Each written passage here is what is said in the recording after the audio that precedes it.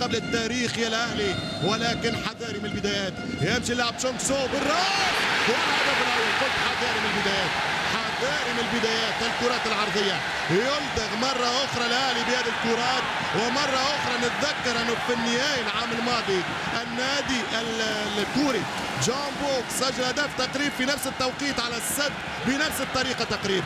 الصدمه الاهلاويه يلزم تدومش برشا، يلزم يفيق الفريق الاهلاوي ويدخل في اجواء المباراه. الفرحه الاولى للكوريين. اولسان يونداي يسجل هدفه ال25 في اطار دوري ابطال اسيا. هجوم من نار للفريق الكوري. هنا يسأل الدفاع على هذا الخطأ. أين المتابعة؟ أين المراقبة؟ يطلع المدافع رقم 5 الكابتن كواك تاي هوي هو يسجل الأهداف. هنا المباغتة، هنا المفاجأة وراء المدافعين لاعبين من غير مراقبة. الحارس يعني توقيت الخروج الكرة كان معدوم، كان يتفرج معيوف، يسأل بعدم خروجه لمتابعة الكرة واكتفائه بمشهد الفرجة. والدفاع يسأل لعدم المتابعة والمراقبة اللصيقة على اللاعبين الكوريين. كرة تلعب ضربة حرة مباشرة، مخالفة ضربة حرة مباشرة ليهو. بعدما حاول بالكرة الماضية استطاع بالفعل أنه يتجاوز ليهو ويحصل على مخالفة. ضربة حرة مباشرة، كرة ثابتة موجودة للفريق الكوري. ليهو 28 سنة بعد مع أولسان في 2003، ثم انتقل مع زينت سان بطرسبرغ أفضل الفرق الروسية صاحب المرحلة الذهبية، خصوصا أنه لعب معه في 2008 ثم عاد لكوريا في 2009 مع سيونغنام.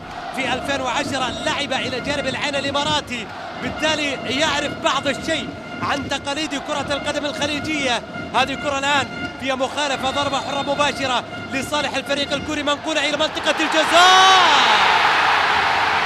ملعوبة صح، ملعوبة صح، ملعوبة صح على راس كواك تاي هوي، اللاعب اللي قلت لك عنده هدفين في تصفيات كأس العالم 2014.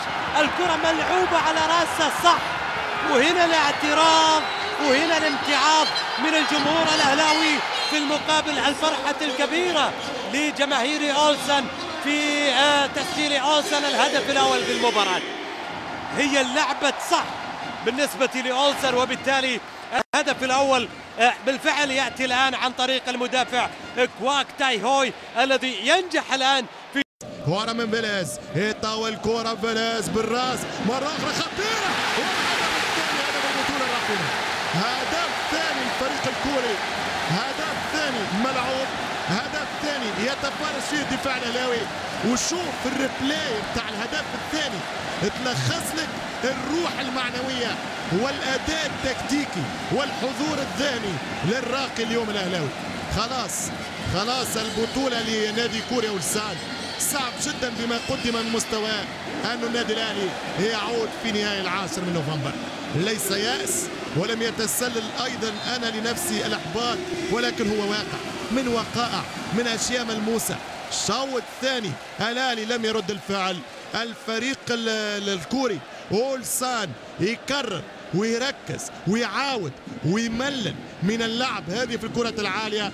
ولا حل ماخذين معاهم حتى كوره. شوف الدور بتاع فيليز، شوف الراسيه وين الدفاع، شوف رافينا وين جاي من الخلف، ولا مدافع معاه ولا رقيب ولا حسيب. يضرب الكوره في حساب عسير على الراقي الاهلاوي بالثاني الاهداف.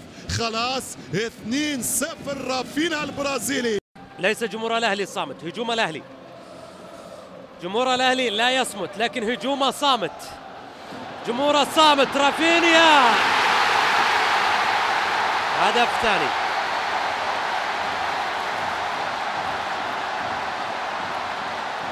هدف ثاني. لا أعلم إذا كانت راقة الأمور الآن لمدرب الأهلي كارل ياروليم. هدف ثاني الآن بالنسبة للفريق الكوري، أيضا بنفس الأمر بالكرات الرأسية. يؤمنون كثيرا بالكرات الرأسية، كانوا على مقربة من التبديل واستطاع رافينيا أن يسجل هدف ثاني.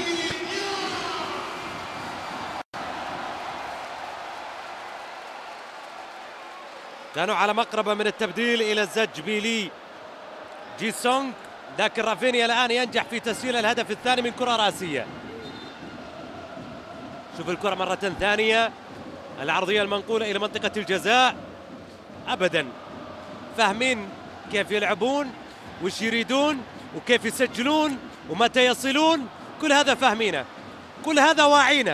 سيموس حوسني والكرة الهدف الثالث خطيرة. حذاري حذاري حذاري والهدف الثالث، حذاري والهدف الثالث، حذاري يا جاري والهدف الثالث في داري. 3-0 للفريق الكوري، 3-0 للفريق الكوري عن طريق 13 كيم سيونغ يونغ. نتيجة تصبح ثقيلة جدا أمانة، ونتيجة تصبح كبيرة جدا على نهاية آسيوية، على فاينل في دوري ابطال اسيا. مهما كانت المبررات 3-0 برشا الحقيقه على النادي الاهلي، مستواه امكانياته وايضا اللاعبين الموجودين في الفريق. صحيح الفافوري او المرشح كان الفريق الكوري ولسان، فمش مفاجئ انه يفوز، ولكن صراحه بثلاثه وباربعه مش متوقعه ومستغربه. 3-0 للفريق الكوري.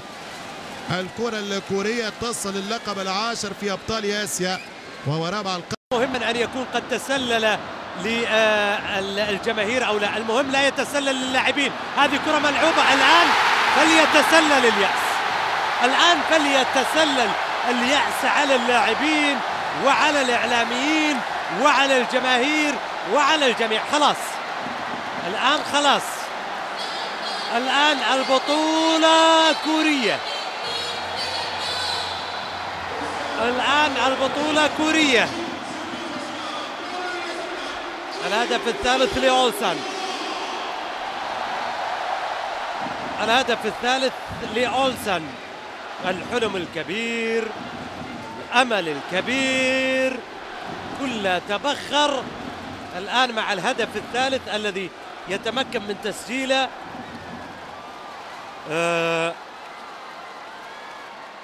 فريق أولسن. الهدف الثالث الذي يسجله على ما أعتقد كيم سونغ يونغ.